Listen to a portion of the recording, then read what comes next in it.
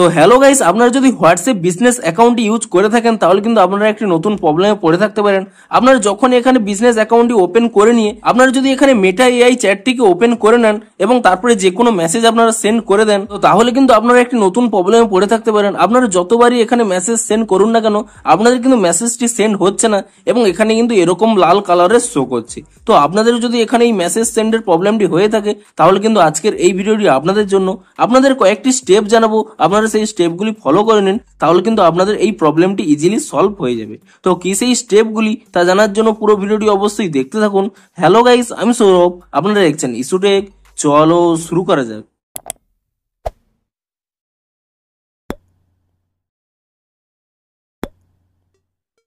তো ভিডিওটি শুরুতেই জানিয়ে দিই, আজকের এই ভিডিওটি যদি আপনাদের একটু হেল্পফুল বলে মনে হয় অবশ্যই একটি লাইক করে দিন এবং এই চ্যানেলে যদি আজই নতুন এসে থাকেন এখনই চ্যানেলটিকে সাবস্ক্রাইব করে রাখুন, কারণ হোয়াটসঅ্যাপে যে কোনো নতুন সমস্যা দেখা দিলে তার সমাধানের ভিডিও কিংবা হোয়াটসঅ্যাপে যে কোনো নতুন আপডেট এলে তার ফুল ডিটেলসে ভিডিও আপনারা কিন্তু অবশ্যই এই চ্যানেলে পেয়ে যাবেন। তাই জন্য অবশ্যই চ্যানেলটিকে এখনই সাবস্ক্রাইব করে রাখুন। তো চলুন এবারে মেন ভিডিওটি শুরু করা যাক।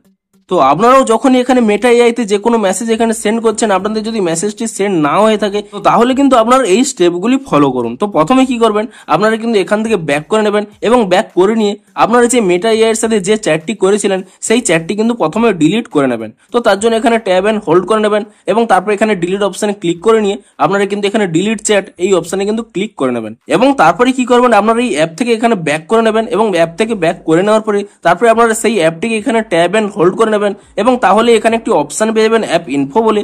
আপনি সেই অ্যাপ ইনফো অপশনে ক্লিক করে নেবেন এবং তারপরে এখানে একটি অপশন পেয়ে যাবেন স্টোরেজ ইউজেস বলে। আপনি সেই অপশনে ক্লিক করে নেবেন এবং তারপরে এখানে একটি অপশন পেয়ে যাবেন ক্লিয়ার ক্যাচ বলে।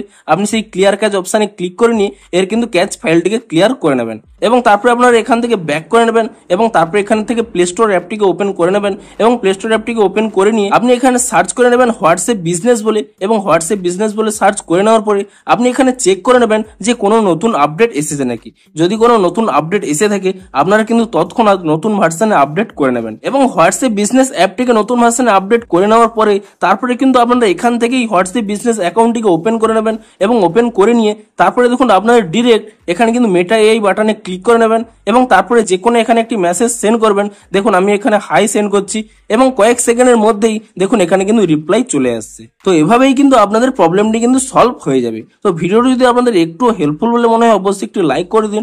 দেখা হচ্ছে আরো কোনো নতুন সমস্যার সমাধানের ভিডিওর সাথে। Thanks for watching.